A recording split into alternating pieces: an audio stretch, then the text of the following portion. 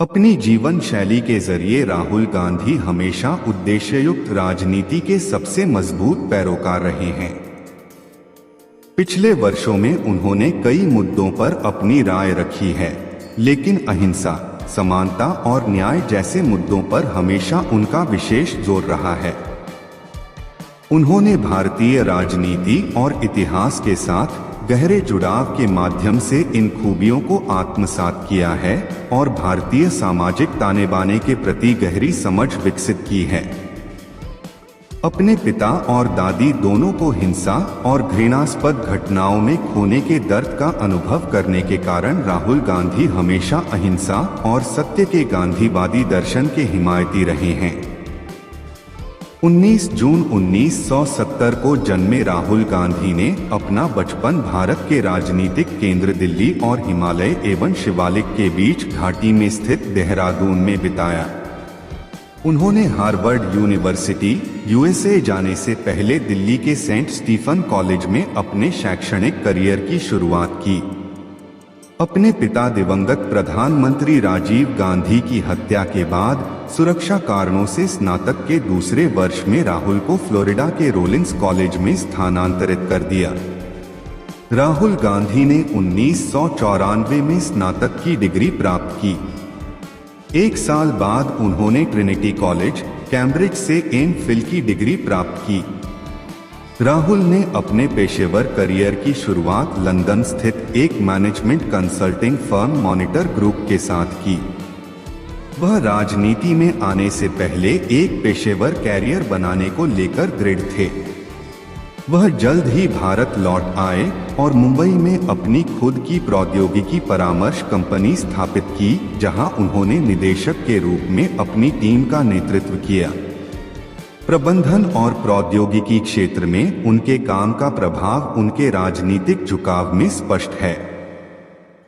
राहुल हमेशा इस बात के प्रबल समर्थक रहे हैं कि तकनीक के सटीक एवं निपुण उपयोग से भारत की सबसे बड़ी संपत्ति, उसके नागरिकों की शक्ति बढ़ाई जा सकती है। 2004 में राहुल गांधी के पास अपने देश की सेवा करने और उसके विकास का एक महत्वपूर्ण हिस्सा बनने का अवसर आया। उन्होंने अपने पिता के निर्वाचन क्षेत्र से चुनाव लड़ने और उत्तर प्रदेश में अमेठी के लोगों की सेवा करने की विरासत को जारी रखने का विकल्प चुना। राहुल ने अपना पहला चुनाव 2,90,853 मतों के भारी अंतर से जीता, जो उनके निर्वाचन क्षेत्र के लोगों द्वारा उनके प्रति व्यक्त किए गए विश्वास का प्रतीक था। शुरू से ही राहुल स्पष्ट रूप से मानते रहे हैं कि हमारे देश का भविष्य उसके लोगों के साथ है। 15 साल लंबे राजनीतिक करियर में उतार चढ़ाव के माध्यम से राहुल ने अपने पहले चुनाव में ही लोगों के दिलों को जीतने वाले बहुत से सिद्धांतों को सच कर दिखाया है। 2013 में राहुल गांधी को कांग्रेस पार्टी का उपाध्यक्ष चुना गया था। कांग्रेस पार्टी के भीतर राहुल गांधी ने कांग्रेस के मूल सिद्धांतों की तर्ज पर पार्टी को आगे बढ़ाने में अहम भूमिका निभाई।